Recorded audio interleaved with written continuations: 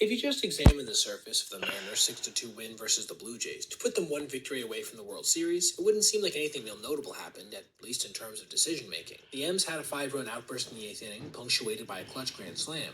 Sure, but nothing truly historic or something. But if you dig a little deeper, you can find a coaching decision in there that was so unbelievably bad that it not only is indefensible from an old world baseball perspective, but also with the new age approach.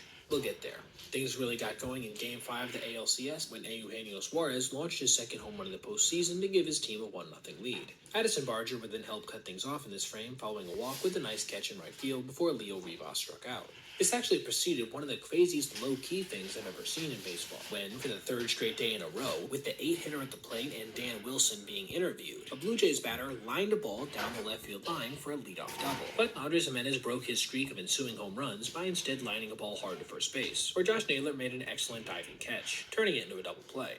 Toronto was back to threatening in the fourth, again getting a leadoff double, this time from Nathan Lucas, before starter Bryce Miller intentionally walked Vladimir Guerrero Jr., then unintentionally did the same to Alejandro Kirk. Bases loaded, nobody out. It seemed like the best thing Miller could do was some damage control, and he started off well by striking out Dalton Varsho on a splitter in the dirt. The next batter, Ernie Clement, wouldn't be so easy, however, as the righty is known as one of the best contact hitters in the game.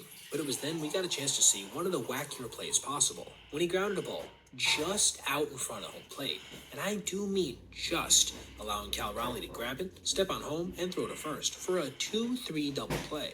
And just like that, the Mariners were out of the inning. Along the way, it's worth mentioning that veteran Kevin Gausman was keeping the Blue Jays in this thing consistently on the mound, not allowing anything besides that Suarez blast early on, making his way through 4 innings with relatively limited traffic. This takes us to the 5th, when, with 2 outs and a runner on second, George Springer tied the game on a double to left center, though that was all they could manage to push across, even after Vladdy got ahead 3-1 at one point with 2 guys on before eventually striking out. The next frame would see Brian Wu be brought on for his first appearance of the postseason so far, as he's been rehabbing a pec injury. This would come with quite a rude greeting from Kirk, another Blue Jay leadoff double, and coming around to score shortly after on a single from Clement, one that featured one of the worst throws you're going to see in a relatively high leverage spot. Kirk is so slow that even a moderately decent throw would have made it close, but it was so far offline, Alejandro didn't even have to slide. The resulting 2-1 lead would manage to hold up all the way until the bottom of the 8th, with Gausman going 5 2/3 before handing the baton to Louis Varland, who recorded 4 outs himself. This brings us to the decision I mentioned in the intro, when John Schneider, quite inexplicably, decided to go to struggling lefty Brennan Little to face the 2, 3, and 4 hitters in Seattle's lineup. Now, before we get into the catastrophe that would ensue, I want to point out that this was a decision that was indefensible no matter how you look at it, and for 4 separate reasons. First, Little's obvious struggles in the second half of the season, which saw him post an ERA near 5, a number backed up on the advanced front as well, as you can see from his rolling expected WOBA. The quality of this guy's execution was in a slump, not just his overall numbers. Second, he really struggled this year versus righties specifically, which were 2 of the 3 hitters he was set to face. Third, both Raleigh and Polanco hit much better versus lefties in 2025, with Naylor not even being that bad versus them to offset it. And fourth, each hitter he was set to face crushed sinkers all season, with Raleigh specifically having a 1,000 slug versus them. Not OPS, slug. And 2 of the 3, being Naylor and Cal, both hit very well versus curveballs too. Those 2 very offerings make up 90% of Little's pitch mix. So, as you can see, it wasn't an old school vibes decision because he came into the appearance struggling, and it also wasn't a new age matchups things either, because the numbers that make those make sense just weren't there.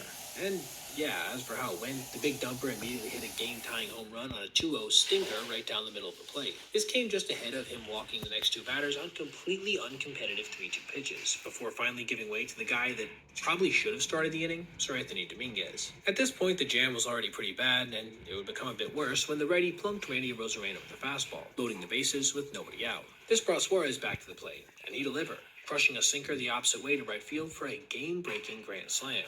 And that was pretty much curtains. Andres Munoz would retire the Blue Jays 1-2-3, sending the series back to Toronto, with the Mariners now just 1 win away from their first ever World Series appearance, and the Blue Jays on the verge of booking their tickets to Cancun, in large part because of one of the dumbest and most indefensible managerial decisions I've ever seen in any game, period, postseason or otherwise.